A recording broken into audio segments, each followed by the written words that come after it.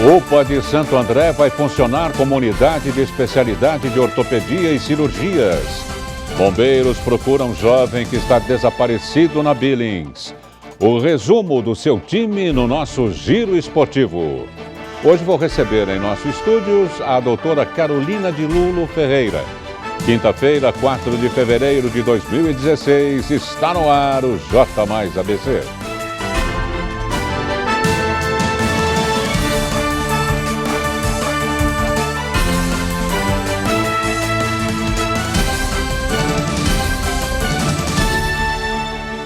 Boa noite. Bombeiros procuram jovem que está desaparecido na Billings. O que era para ser uma tarde de lazer acabou em tragédia no condomínio Sítio Chácara dos Franceses, que é margeado pela represa Billings. Na última terça-feira, 4 jovens foram andar de barco na represa, que tem de 5 a 7 metros de profundidade. Tudo corria bem até que o barco onde eles estavam virou. Um dos rapazes conseguiu se salvar nadando até a margem e, com uma boia, ajudou um dos amigos, mas os outros 2 que estavam com eles permaneceram na água. Terça-feira, por volta das 19 horas, fomos informados da situação, em que 4 jovens se encontravam numa embarcação onde a mesma virou. Esse que saiu pela margem conseguiu pegar uma boia e levar até o outro, e desses acabaram os 2 aí sobrevivendo. Hoje de manhã, os bombeiros acharam o corpo de Alexander Silva, de 25 anos. Ele estava a cerca de 100 metros das margens da represa Billings. Já a busca pelo outro rapaz, Gabriel Lara, de 19 anos, vai continuar. Com informações da região, André Gianocari, para o J mais ABC. Abalada, a família do jovem desaparecido não quis gravar a entrevista. A unidade de pronto atendimento no centro de Santo André vai passar, a partir de abril, a funcionar como unidade de especialidade para atendimento de ortopedia e cirurgias. De acordo com o secretário de Saúde da cidade, Homero Nepomuceno, a mudança deve ser realizada após a entrega das obras de transformação do pronto atendimento central em uma UPA. A conclusão das intervenções está prevista para março. O objetivo da mudança é desafogar o centro hospitalar do município, que atende em média 4.500 pacientes por mês. Atualmente, a UPA atende a demanda de pacientes do pronto atendimento central, que deveria ter sido entregue em abril do ano passado. O PA está fechado desde outubro de 2014 e as UPAs mais próximas, Centro e Sacadura Cabral, receberam um reforço de 150 funcionários para atender a demanda de 12 mil pacientes por mês. Veja no próximo bloco como fica a previsão do tempo para sexta-feira. Continue conosco, J mais ABC volta já.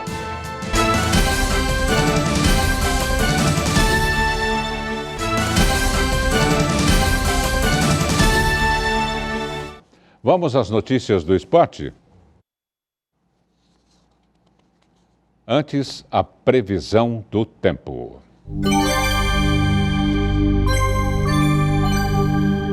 Apesar da grande quantidade de nuvens sobre a Grande São Paulo na manhã desta quinta-feira, o tempo permaneceu quente e os termômetros atingiram os 34 graus. Para amanhã é esperado tempo quente com possibilidade de chuva.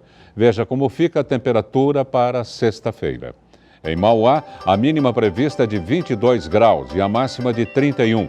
Na capital de São Paulo, a mínima também será de 22, com máxima de 33 graus. Já no Guarujá, cidade litorânea, aqui pertinho, o tempo fica entre 24 de mínima e 35 graus de máxima. E em Piracicaba, a previsão é de 23 graus de mínima e 36 graus de máxima. A partir desta quinta-feira, as instituições de ensino superior iniciaram a convocação de candidatos em lista de espera no Sistema de Seleção Unificada, o SISU. Na lista, a convocação dos candidatos para a matrícula cabe às próprias instituições de ensino. Assim, é importante que os estudantes acompanhem as convocações na instituição e que tenham manifestado interesse. Nesta edição, o programa ofereceu 228 mil vagas em 131 instituições públicas de educação superior. O SISU é o sistema informatizado do Ministério da Educação, por meio do qual os estudantes participantes do Enem, Exame Nacional do Ensino Médio, concorrem a vagas de ensino superior em instituições públicas. Agora vamos ao giro do Broadcast TV do Estadão. Olá, veja agora os destaques do Broadcast Agro desta quinta-feira. A produção brasileira de grãos na safra 2015-16 deve alcançar 210,3 milhões de toneladas, o equivalente a 2,6 milhões de toneladas a mais na comparação com a safra anterior. A produção de soja é o principal destaque e deverá registrar 4,7 milhões de toneladas a mais do que na safra 2014-15. As estimativas fazem parte do 5º levantamento da Conab. Hoje também o IBGE divulgou o levantamento sistemático de produção agrícola, que aponta que a safra brasileira deve somar 210,7 milhões de toneladas em 2016. O número representa um aumento de 0,6% em relação à produção de 2015, que totalizou 209,5 milhões de toneladas. A alta dos preços domésticos de milho em janeiro incentivou agricultores de Goiás a aumentarem o investimento no plantio da safrinha deste ano. Segundo relatos de produtores, a área de safrinha não deve crescer em relação à do ano passado, mas muitos devem tentar aumentar a produtividade das lavouras a fim de aproveitar os preços elevados do cereal. As constatações são de técnicos do Rally da Safra que percorrem a região. A expedição da AgroConsult é acompanhada pelo Broadcast Agro. O setor de trigo do Rio Grande do Sul planeja diversificar o plantio a partir de 2017 com foco no mercado externo. Após 2 safras consecutivas de perda, produtores gaúchos querem ficar menos dependentes dos moinhos, que cobram grão com qualidade para panificação, para atender países onde o teor de proteína não é imprescindível. Veja agora como fechar os futuros mais líquidos do milho, soja e trigo na Bolsa de Chicago. Saiba também como ficaram os contratos do açúcar e do café na Bolsa de Nova York. Nós temos um problema nesse primeiro trimestre bastante sério de adequação do nível de estoque. Nós fechamos o mês de janeiro com cerca de 49 dias de estoque, que é um número demasiadamente alto. E com isso eu posso afirmar que nos próximos 2 meses, fevereiro e março, nós teremos níveis de produção bastante reduzidos, buscando justamente um ajuste no nível de estoque. No próximo bloco, vou conversar com a doutora Carolina de Lulo Ferreira.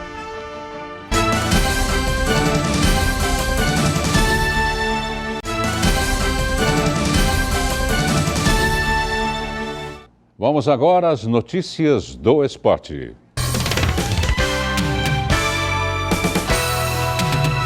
O Santos venceu a Ponte Preta por 2-0 com gols de Gabriel Barbosa e Ricardo Oliveira. O Peixe entra em campo novamente no sábado na Vila Belmiro, às 11 da manhã, contra o Ituano.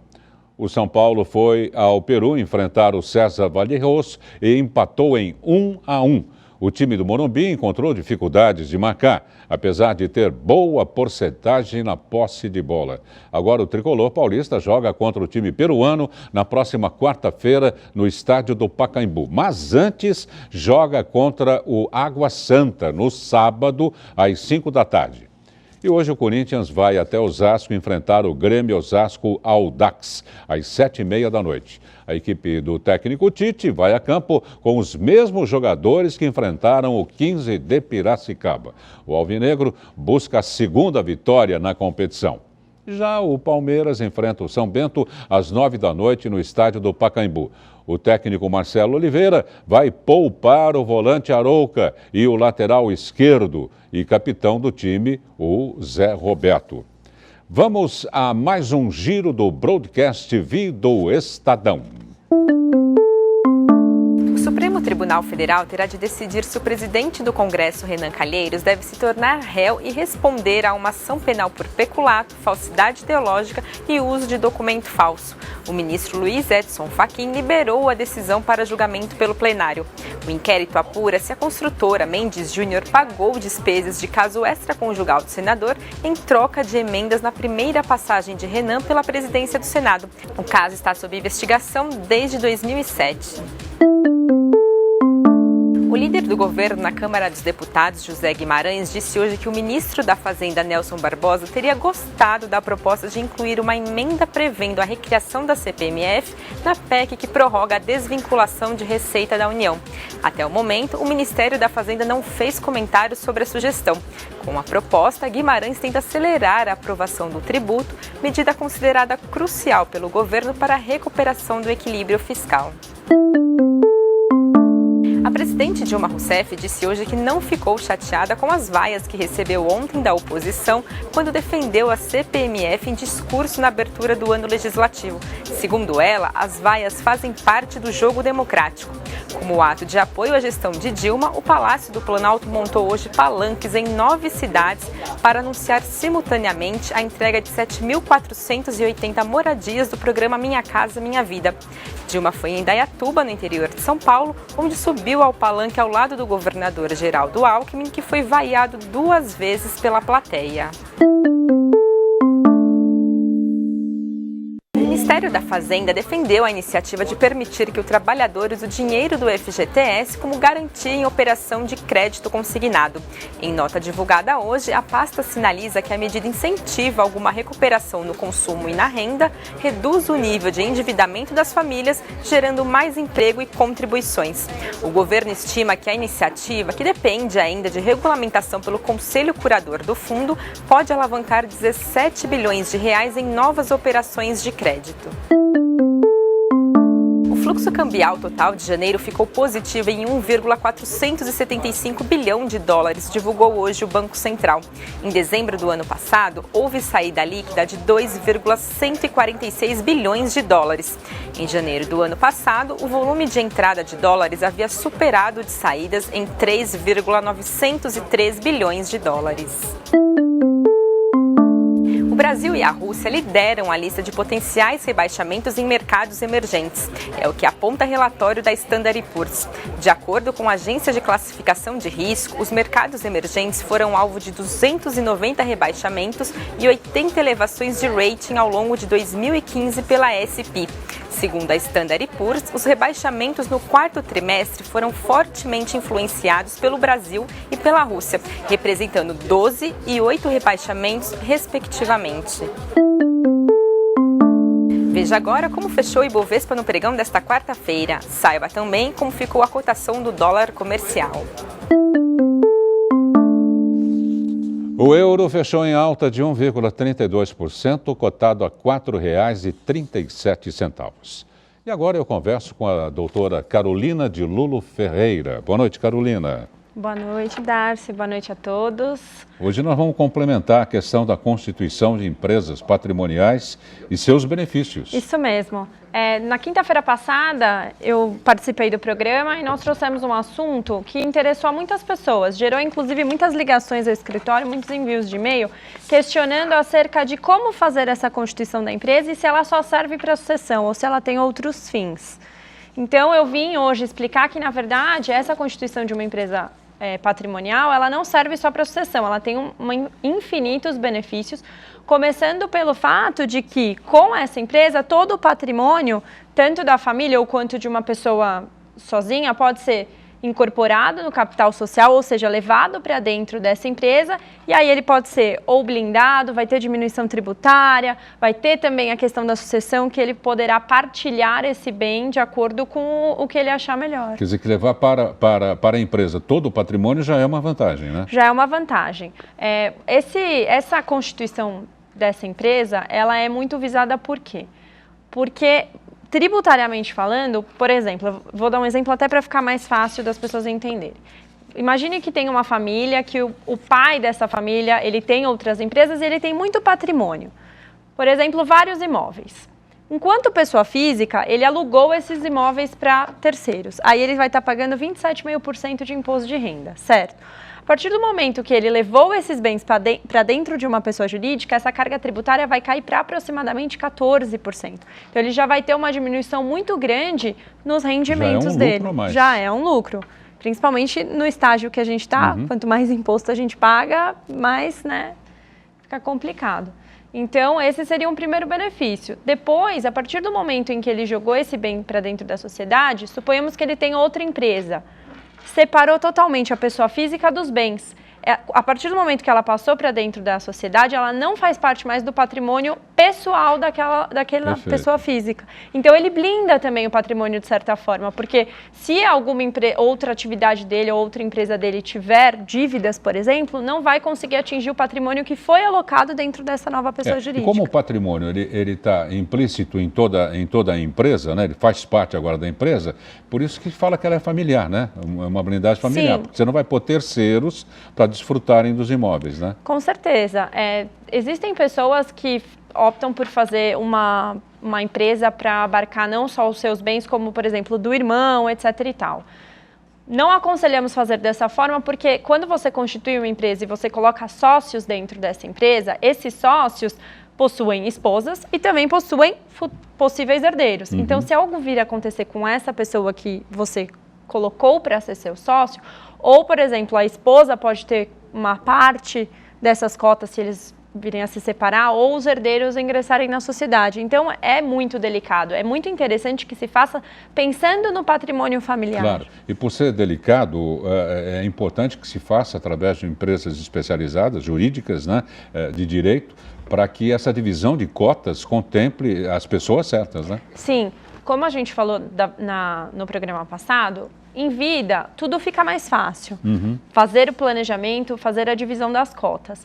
Infelizmente, muitas pessoas podem não gostar dessa divisão de cotas e virem a reclamar num futuro. Mas naquele momento em que você fez as transferências, você não vai ter problema. Ela já vai ficar para que no futuro você economize questões de inventário, futuramente economizar também advogado. Então, se você colocar na ponta do lápis, o quanto você vai economizar, tanto em questão de tributo quanto em questão sucessória, de por exemplo, custas processuais, 1% sobre todo o seu patrimônio. E depois, doutora Carolina, vale facilita o inventário, né? Porque senão pode você não se abre arrastar. inventário. Se arrasta por séculos, às vezes. Por muito tempo. Infelizmente, o judiciário ele ainda é muito moroso. Então, um processo tende a demorar de 4, 5 anos, principalmente se os imóveis não estão todos regularizados. Aí a gente está falando de uma briga longa, porque ela não vai terminar só no judiciário. A dificuldade vai se prolongar, por exemplo, para quando for registrar esse inventário nas matrículas dos imóveis. Então, quanto antes fizer, quanto antes regularizar, melhor fica, porque já vai fazer essa partilha em vida e não vai nem precisar chegar num processo, num inventário futuro.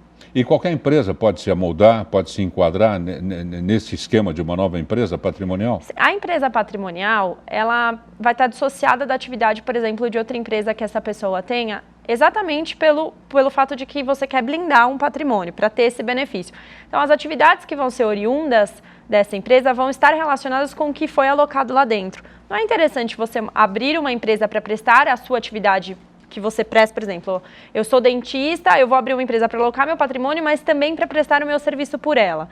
Não é interessante porque se você vir a ter problemas de cunho tributário ou ainda civil em questão de cobrança, aí sim vai atingir mais ainda os seus bens, porque eles já estão alocados na pessoa jurídica. Então, não precisa nem desconsiderar a personalidade. Tirando a sutileza do assunto, que pode ferir um ou outro, a gente só vê vantagens, né? Só vê vantagens. A patrimonial, ela é interessante, ela produz benefícios, né, quando ela está alocada fora da sua atividade ou da sua outra empresa e sempre em âmbito familiar. Aí ela vai, benefícios múltiplos. Todas as dúvidas esclarecidas, então? Todas as dúvidas esclarecidas. E nós agradecemos muitíssimo a sua presença. Muito obrigada. Obrigado a você. Doutora Carolina de Lulo Ferreira, aqui no J+. E o prefeito de São Bernardo, Luiz Marinho, entrega nesta quinta-feira a primeira policlínica da cidade. Mais informações com a repórter Ana Flávia Quitério. Darcy Arruda, uma excelente noite a você, a todos que acompanham o J mais ABC. E foi no meio de muita festa, com participação da população, que o prefeito Luiz Marinho inaugurou a primeira policlínica aqui do Alvarenga, em São Bernardo do Campo. E ao meu lado, a secretária municipal de saúde de São Bernardo, a Odete Geldi, que vai falar um pouquinho mais do que o paciente, né, o que a população vai poder encontrar aqui na policlínica do Alvarenga. Boa noite, Odete. Boa noite a todos. Estamos inaugurando hoje 2 serviços. Primeiro, a 32ª Unidade Básica de Saúde do município, completamente reestruturada, reformada, com todos os equipamentos e móveis novos. E no mesmo prédio também vai funcionar a Policlínica do Alvarenga. Será a nossa primeira policlínica de especialidades. Serão 11 especialidades que funcionarão aqui, inclusive com box para acupuntura, para o tratamento da dor crônica. Então é o primeiro serviço do município. A gente está em reforma para inaugurar a Policlínica do Centro, com previsão de junho, mas essa do Alvarenga é a primeira do município, né? Nós sempre assumimos o compromisso com a população de que nessa grande reestruturação que a gente fez na saúde do município, que começou com a organização da nossa rede de urgência, com as UPAs, com a reforma de todas as UBSs, com a construção do hospital de clínicas, nós deixaríamos para um segundo momento a questão da atenção especializada ambulatorial, né? E chegou o momento, né? A gente ficou em obras há mais de um ano e agora está inaugurando, então as pessoas vão encontrar aqui